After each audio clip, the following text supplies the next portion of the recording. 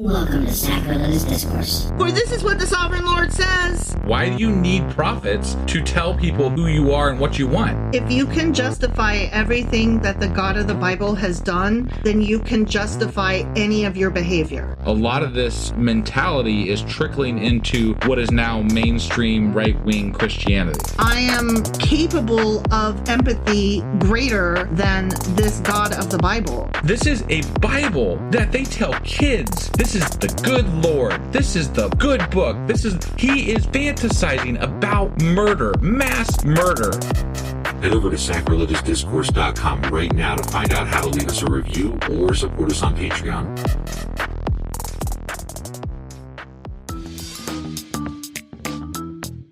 Hey there, sinners and saints. It's your favorite Bible-bashing duo from Sacrilegious Discourse, and we need your help. That's right, folks. We're raising funds for some heavenly equipment and a studio that doesn't sound like it's in the depths of hell. Our current setup, let's just say it's more apocalypse than audiophile. So if you want to hear us dissect the Bible without the background noise of demonic squirrels, chip in a few bucks. We're aiming for $5,000 to upgrade our audio and build a studio worthy of blasphemous banter.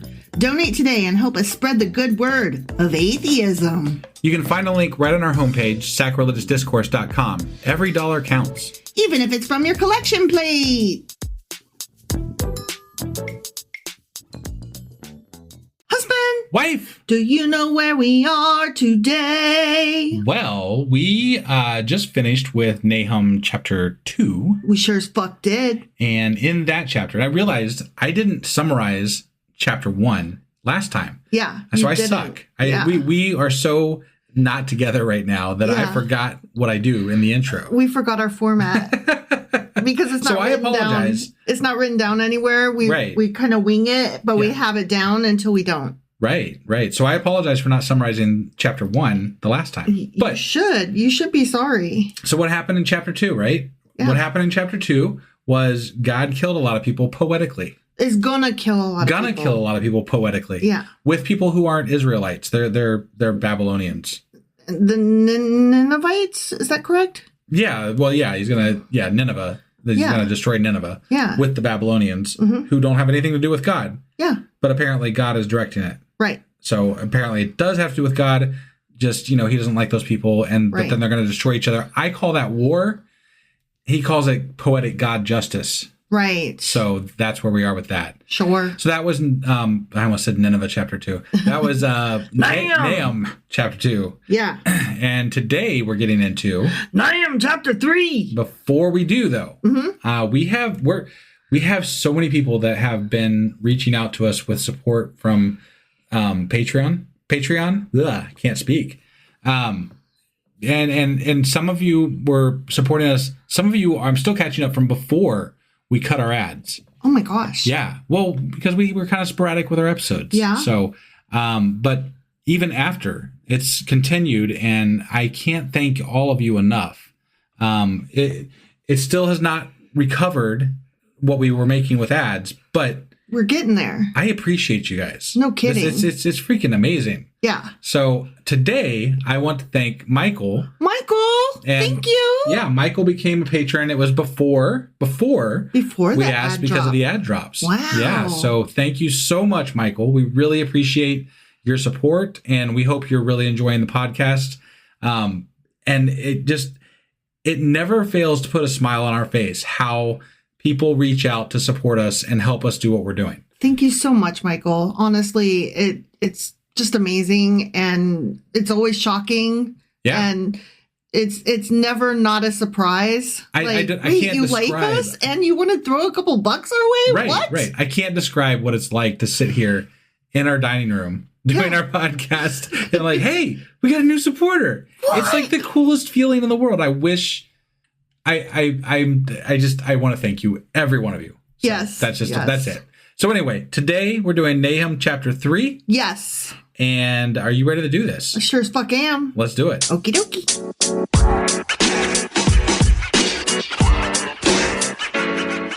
All right, let's get into this Nahum. All right, let's do it. Wait, before we get into it, I did want to say one thing. What? I wanted to reiterate that we only do the shout outs during regular episodes. So it's going to be after the run of special episodes before we pick back up. Yes. With the Patreon shout outs again. With the just chapter whatever. I wanted to just mention that because we're not skipping the Patreon shout outs. No, we're not. It's going to be when we get into the next book, when we do them again. We just want to make sure that everybody has an opportunity to be heard as much as possible. And people are more inclined to listen to the chapter readings than the extras and the specials and whatever. Yeah. And I don't want somebody to feel slighted and be like, I only got a Q&A. Yeah. Or something like that. You know, yeah. Everybody gets a chapter. Right. Everybody gets a chapter to themselves. Yeah. And just think of it this way. The next person gets the first chapter of the next book. Oh my God. Stop. Because now not everybody can have the first chapter. Why would you do that? They're all equally shitty. So there you go. I think that I could not have said it better. Right. Yeah.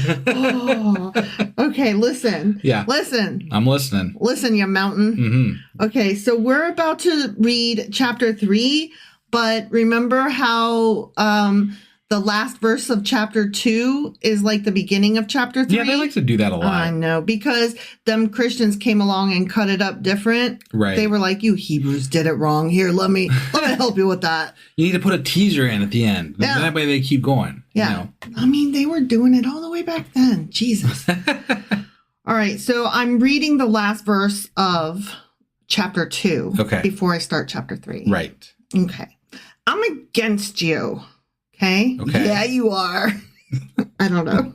Declares the Lord Almighty. Okay. I will burn up your chariots in smoke, and the sword will devour your young lions. I will leave you no prey on the earth. The voices of your messengers will no longer be heard. This is in regards to Nineveh, I believe. Yeah. Okay. Yeah. Right. He's like, I'm done with yous. And I'm fucking your shit up. Yeah. And you will live to regret it. But no, you won't, because you'll all be wiped out. Yeah. Which kind of happened-ish. Sure. I mean. Nineveh went down. Right. Well, I've already started compiling info for the wrap-up. And I'm going to have some shit to say about Nineveh. Okay? Got it. Yeah. That city went down. Did it? Yeah. Okay. Oh, yeah. All right. Like fire and brimstone kind of shit, you know? Got it. Yeah. All right. But let's start chapter 3 now. Ready? Sure. All right. Whoa! To the city of blood. The city of blood. Yeah. Damn. In other translations, it's the bloody city. Yeah. I told you this city went down. It said that's, yeah. Full of lies, full of plunder, never without victims. You fucks. Okay. The crack of whips, the clatter of wheels, galloping horses, and jolting chariots. So we have more of this wonderful imagery, honestly. These people were really pissed off. Like the poetry itself is like they're so pissed off. They're like, this is so glorious. I want to write poems about it. I know. It's like the bard that's like, and there was a rape and there was death. There was all kinds of bad shit. Right. Fire, fire, fire, and you lost your home. What? I love it when they do that with like the what do you call them? The bards. That's what I said. Yeah, no, I know. That's all. Yeah. There's lots of shows, but like the first one that I ever recall that being the case was Monty Python and the Holy Grail. It's the first one that I was ever exposed to. Yeah. Which I loved. Good stuff. That. Good stuff. All right. Charging cavalry, flashing swords, and glittering spears! Exclamation point. Okay. Okay. So, I mean, many casualties. Right. Lots of spears. Piles of bodies. Dead things. Piles of dead. Blood. Bodies without number. Lots of blood. People stumbling over the corpses. I'm reading here. Oh, okay. I'm not making shit up. I got you. I'm going to read it again because you were like... No, yeah. Being ridiculous. I thought you were just commenting. Yeah, no, I'm actually reading. I was like, you can stop now. I'm reading. Okay. Many casualties. Piles of dead. Bodies without number. People stumbling over the corpses. Jesus Christ. All because of the wanton lust of a prostitute, alluring the mistress of sorceries who enslaved nations by her prostitution and peoples by her witchcraft. I I had a note about that. Yeah, I'm interested in what that means. It's the same thing it always is when you call a city a harlot or prostitute. Okay. It means the same thing that it always has. That it was a sinful city. They cherish money over stuff. But even worse than all of the sins that they did, they worshipped other gods. Oh, okay.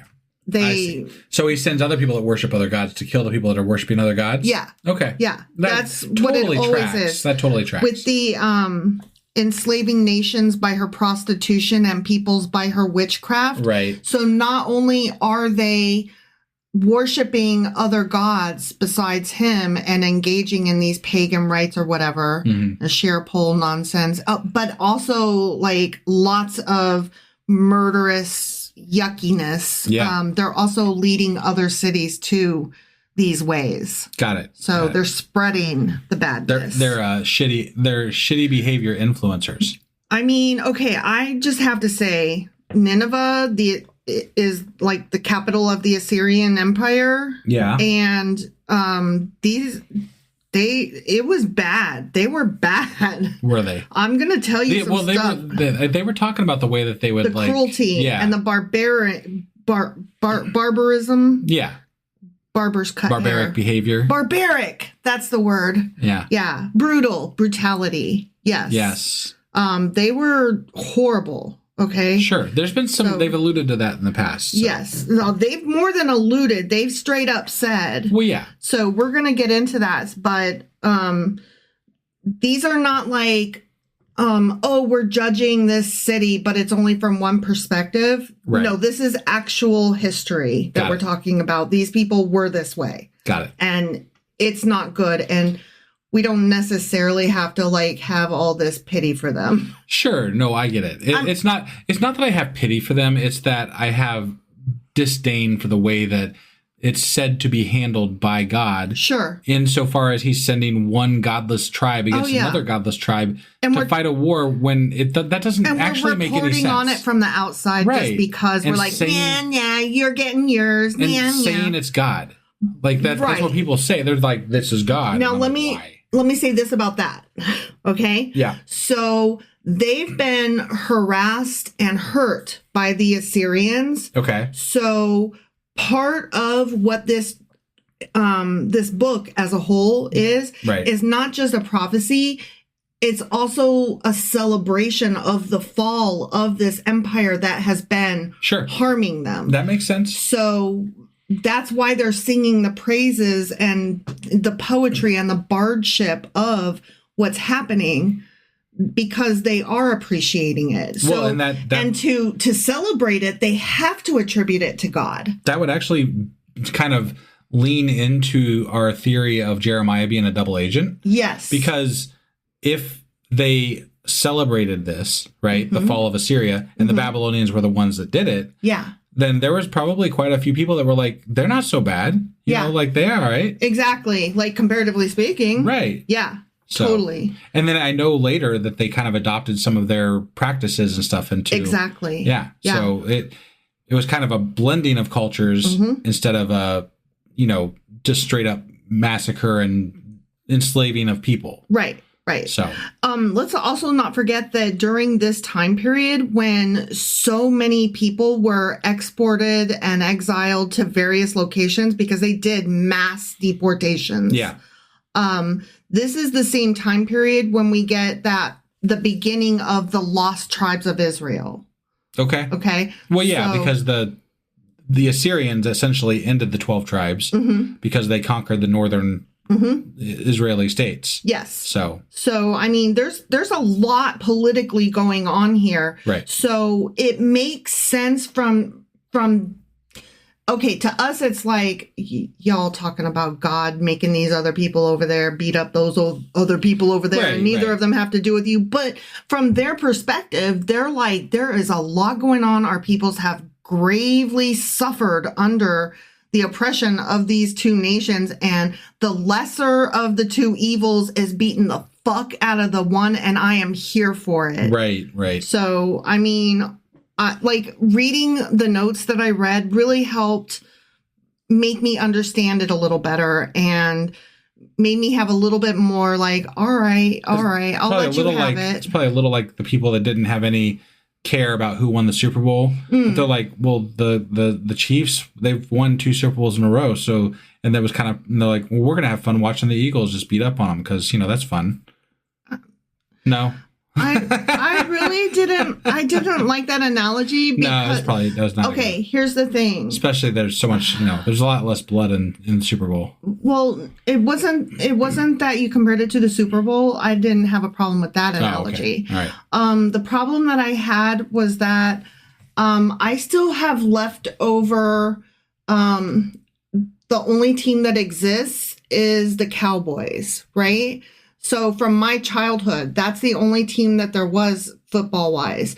And one of the enemies of the Dallas Cowboys is the Eagles. Right. So when I knew that they were going to the Super Bowl, like I had seen that and I was like, well, I don't know who's, like literally the day of the Super Bowl, I was like, I don't even know who else is going to the Super Bowl, but I have to cheer for them automatically because I can't cheer for the Eagles. Sure. And like, I hate that, that's just a part of my upbringing. I don't even really care about football that much, honestly. Right. But my first inclination is to say, go Cowboys and, fuck the Eagles and the Bears. And there's a couple others that also, we hate them too. Sure. But then it's like, it's the Chiefs and it's like, I mean, yeah, I'll go for the Chiefs. It's just that, like, they've already won 2 Super Bowls, as you pointed out. Right. And also Taylor Swift. And also... But you like Taylor Swift. I know. I do. I love Taylor Swift. I wouldn't say I'm a Swiftie because I don't know enough of her songs and her lyrics and her videos and stuff. Right. Like, I'm a fan, not a fanatic. But my point is, like, so everybody was going for the Chiefs. Right. And it was like, oh. Yeah. It kind of felt that way. They were like, they're going to get their 3-peat or whatever. And then you made the comment, they played so badly that it almost seemed like Elon Musk must have bought them. Right. Yeah. To make them lose. Yeah. Just to go against Taylor Swift or something. Right? I mean, I could see that. I could totally see that. Yeah. And honestly, I mean, they did a poor showing. Oh, they did. And they did. It was very out of character. Well, I don't watch a whole lot of football. I don't know that I know that it's out of character, but obviously they were in the Super Bowl, so it probably had to be out of character. I mean, I only know that from having heard.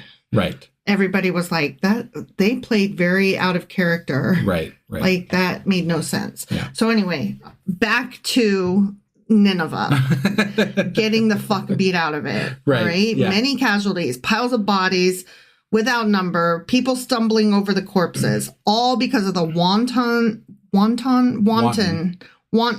lust of a prostitute, alluring the mistress of sorceries. That's the name of my next book. Who enslaved nations by her prostitution and peoples by her witchcraft. If we go back through our podcast, you have a lot of next books. Yeah, well, fuck off. I'm just saying.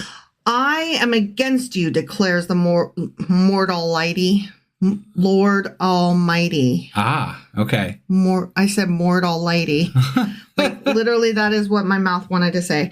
I'm against you, declares the Lord Almighty. I will lift your skirts over your face. I will show the nations your nakedness and the kingdoms your shame. Okay. I will. It's the embarrassingness. Yeah, I get it. You should always be ashamed of your genitals. Right. You should never be fine with whatever crotch you have. Right. Always be embarrassed and feel shame for having a pee hole. Well, shit, they started wars in the past for just cutting somebody's beard off, so. I mean, right? Yeah. I will pelt you with filth. I will treat you with contempt and make you a spectacle. All who see you will flee from you and say, Nineveh's in ruins. Who will mourn for her? There's a lot of, like, mocking that happens in the Bible. They didn't have Twitter. No, I know, but I'm like, does God really mock these cultures? Like, is that the response that this God does? Yeah. He is a mocking God? Well, he's not mocking. He's saying that lots of people gonna laugh at you. Right, but he seems to be okay with it. And he's he's reveling in the fact that they're going to be mocked, right? So yeah, because God is man-made and man mocks. And that's why he made Twitter. That's what I'm getting at. I'm like, it's not very goddish. It's not very goddish. Yeah. Yeah, that's not very godlike behavior. Right. To be honest, TBH. You don't seem very godly, TBH. I don't know that I know the what a god should be because we don't have any examples. But I know what he shouldn't be. Well, and it's Twitter. He shouldn't act like Twitter. Right. If you're that powerful, I just don't feel like there's any need to be petty. Like, you have everything. There should be no nanny boo-boo in you. Right. And certainly no stick your head in doo-doo. Yeah, especially if you're the one that created it all. Yeah. Right? Like, it just doesn't make sense to me. No. Whatever. It's childish. Right. Yeah. It's almost like toxic masculinity at its worst. Right. Like, oh, God's an incel. Oh, he's so cute. Anyway, Nineveh's in ruins. Who will mourn for her? Where can I find anyone to comfort you? You can't. No. Okay? Yeah. Yeah. Nineveh's fucked. Yeah. Okay? It's going down. I hear that. Are you better than Thebes, situated on the Nile with water around her? He's like, remember what happened to that city? It went down also. I see. Hard. Okay. And let us not forget that Thebes is, hold on. It's Ammon something. It's Noamon or something like that. Okay. I'm trying to find it in my notes. It's a different name for the city at some point or something? Well, our translation goes ahead and translates it for us. Oh. Yeah. Okay. To Thebes. Ah. But it's not that way in the Hebrew. And got it. I could take a minute here and scroll through my notes. Right. But you get annoyed when I do that. Well, I mean, we editing. can't cut out the whole thing. I know. Just, yeah. So, Thebes. Got it. And it's Ammon something, like Noamon or Ammon No. Got it. Monorail. I'm trying to look it up here to see if it's Noamon. Noamon. Oh my God. Yeah, you had it. I'm so amazing. Yep. That's cool. Yeah. I remembered a thing, you guys. It's kind of cool. Okay, so are you better than Noamon, a.k.a. Thebes, a.k.a. like that one city over there that was big? Situated on the Nile with water around her? Just to throw in another small fact here, it actually translates to the city of Ammon, and it's referring to the Egyptian god Ammon who was worshipped there. Yeah. That's interesting. Yeah. It was like a capital for a while. Right. It was like a big deal. Yeah. And so that city went down. So he's saying, like, you think so big of yourself, you stupid Nineveh. The river was her defense. The water's her wall. Cush, which is, there's a footnote, it's Upper Egypt. Got it. Okay. Okay. Cush and Egypt were her boundless strength. Put and Libya were among her allies. Okay. Yet she was taken captive and went into exile. Her infants, were dashed to pieces at every street corner. Why? Why do we have to do this? Why? That's, yeah. Like, I always forget that the Bible should come with trigger warnings. Right. And like, I'm not currently mentally at a place where I can be reading shit about that kind of thing. Right. So, not cool. Yeah. Anyway, lots were cast for her nobles, and all her great men were put in chains. You too will become drunk. You will go into hiding and seek refuge from the enemy. So he's just like, that city got fucked and you're getting fucked too. Right. So you're not any more special than that city was. Yeah. All your fortresses are like fig trees with their first ripe fruit. When they are shaken, the figs fall into the mouth of the eater, but not stirred. Shaken, but not stirred. Look at your troops. God, they're weaklings. Oh my God. The gates of your land are wide open to your enemies. Jeezy. Fire has consumed the bars of your gates. Oh. Draw water for the siege, strengthen your defenses, work the clay, tread the mortar, repair the brickwork. He's saying, So if you're going to be destroyed anyway. No. Okay. It's sarcasm. He's saying, go to the effort. Do it. Okay. Come on. All right. Come on. They're coming. Go ahead. Put your pants on. Got it. So it's sarcasm. Okay. It's a mocking challenge. Yes, a mocking challenge. Right. Yes, that is what sarcasm is generally. Right. Yeah. There the fire will consume you. The sword will cut you down. They will devour you like a swarm of locusts. Remember, there was so many references to locusts for a while because there were so many locust swarms. Yes. That it was a big deal. Yeah. And so when they say devour you like a swarm of locusts, like that's not just dismissive, like bees are going to sting you because I know that bee stings are yucky. Locusts were a real problem. Yeah. Back then. Yeah. So, I mean, that's a real comparison of harm. Yeah. Yeah. Multiply like grasshoppers, multiply like locusts. You have increased the number of your merchants till they are more numerous than the stars in the sky. But like locusts, they strip the land and then fly away. Yeah, capitalism sucks. It's almost like we shouldn't have a fully capitalist society, right? It's funny how they're commenting on this back then when, I mean, that was so minor compared to what is happening to the world today. And they had feelings about capitalism, though. Right, yeah. No, it's almost like Christians should read the Bible. They might learn some things, right? They definitely could. They should listen to me read it because I would make it amusing, as I do. Well, and we sit here and we're like, what the fuck? Yeah. Like that, do people read this shit? Because it doesn't make sense if they do. Right. Why do they think the things they think? Because they didn't read their Bible. Well, yeah. Yeah. Your guards are like locusts. Your officials are like swarms of locusts that settle in the walls on a cold day. So, like, on a cold day, they're going to settle on the wall so they, like, are quiet. They're just sitting there. Right. Okay?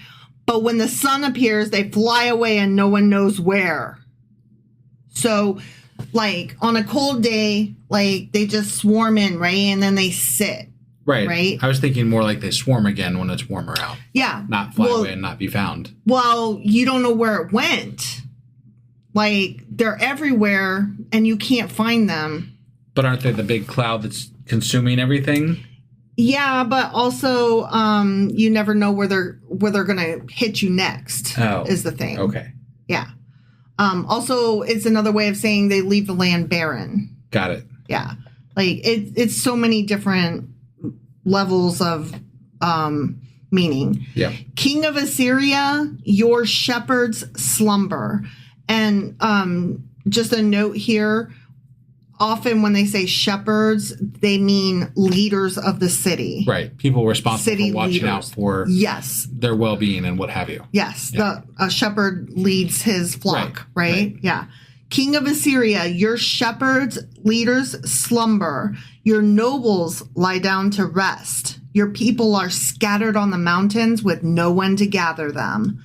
Nothing can heal you. Your wound is fatal. All who hear the news about you clap their hands at your fall. Oh, wow. For who has not felt your endless cruelty? The end. Yeah. They got what was coming to them, apparently. Yeah. Like that's what it sounds like. Don't start none, won't be none. Fuck around and find out. Yeah. But I have trouble. Like, even though I know that these people were not like the best people on the planet, right? They were actually the worst people on the planet. Right, but the punishment that they're talking about also involves dashing children against walls. No. Okay, so these people were the ones who dashed infants against the walls, as the other city did. Okay. Thebes. All right.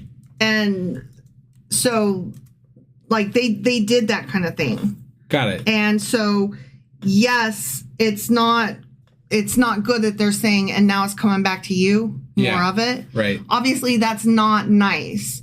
But okay, I sound like I'm defending throwing babies against a wall, and that's not what I'm trying to do here at all. Yeah. I mean, obviously, I was very disturbed by it. Yes. So that is not a thing that I want. Right.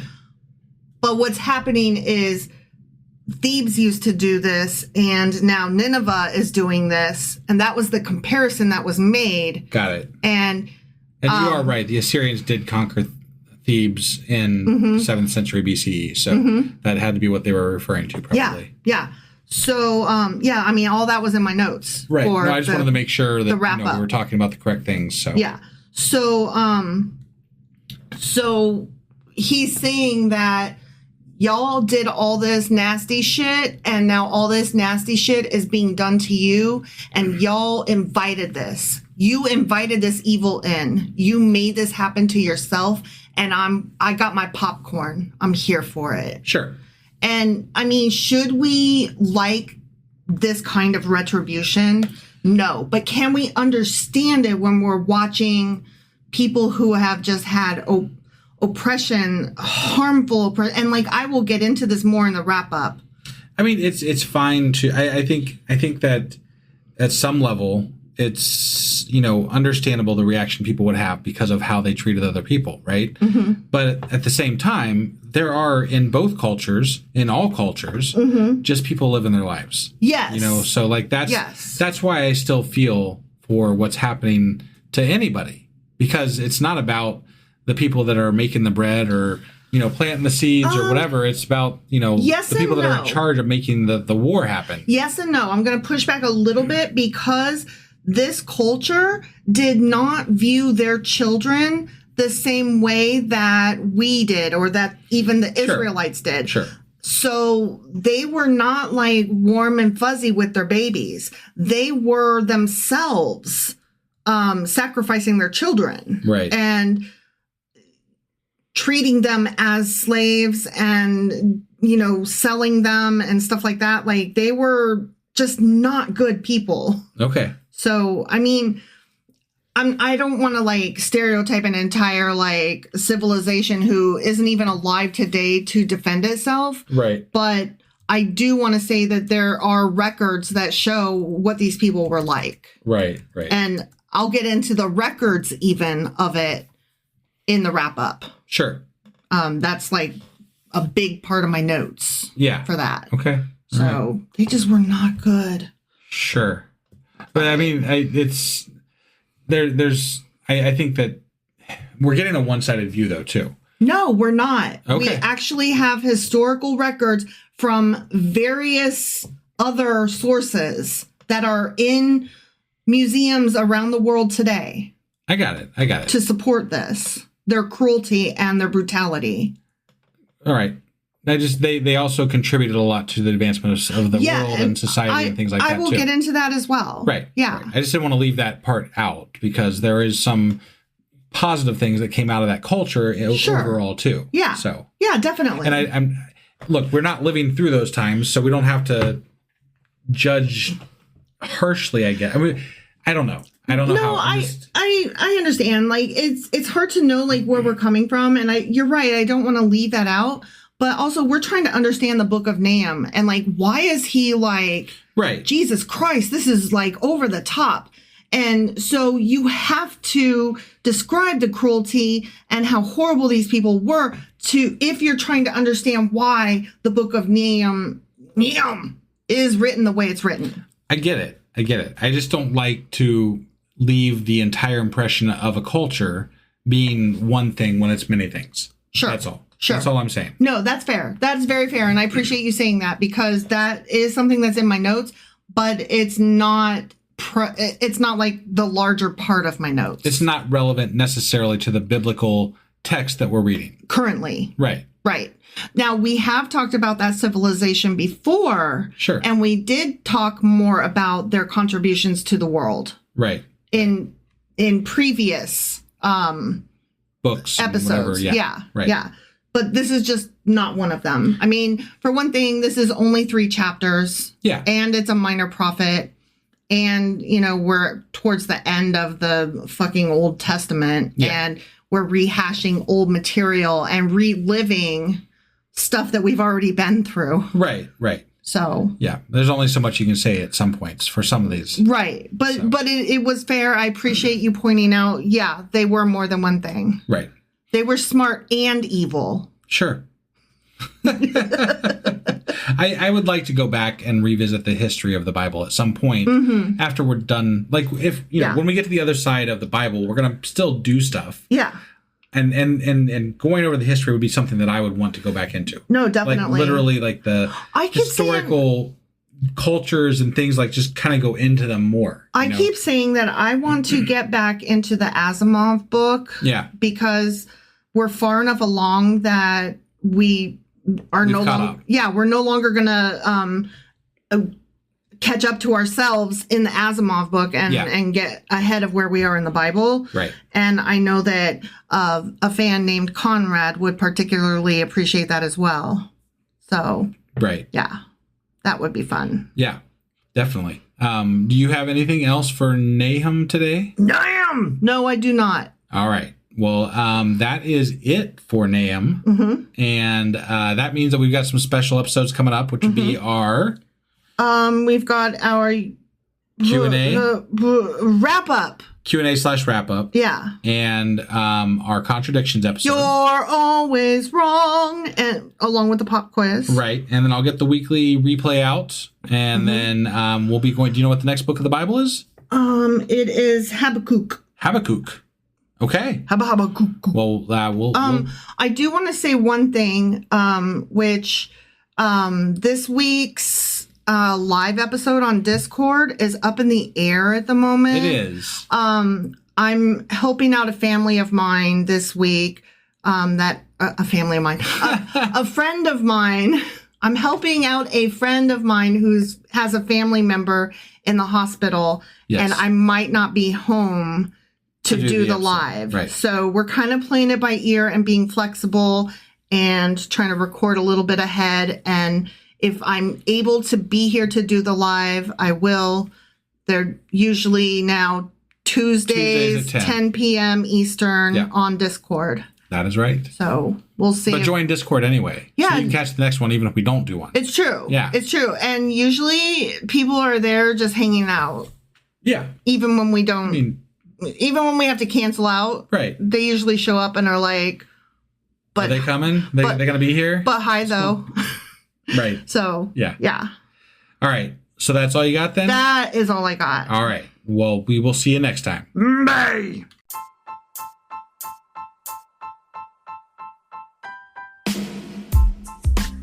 Hey, wife. I guess that's the end? But husband, that's just sad. It doesn't have to be. We are on lots of social media platforms like Twitter. Our handle there is sacrilegious_D. For D's nuts. Oh my God. Stop doing that. Anyway, we're also on Facebook, Instagram, and Pinterest. There's a link to all of our social media sites at our website. Ooh, we have a website? Yeah, it's sacrilegiousdiscourse.com, where you can also find a link to our merch shop. We have a merch shop? Yep, we have podcast-themed clothing, mugs, notebooks, and more, as well as an atheist and science-themed products. Wow, our fans should really go check that out right now. Definitely. They can get in touch with us by sending an email to sacrilegiousdiscourse@gmail.com. But before they do that, we could really use some help. Oh yeah? With what? Well, it's not free running the podcast, and we need some financial support in order to get better equipment, which will free up time so we can concentrate on our podcast and our fans. Okay, so what should they do? Head over to patreon.com/sacrilegious discourse and sign up as a contributor on our podcast. Supporters there receive additional bi-weekly episodes that we record just for our Patreon members for as little as $2 a month. Also, we'd really appreciate it if you would like and subscribe on whatever platform you're using. And Apple Podcast reviews help us out tremendously. Like and subscribe. Leave an Apple review. Join us on Twitter. Support us on Patreon. That's a lot of instructions. Don't forget to say thanks. Thanks. Okay, bye.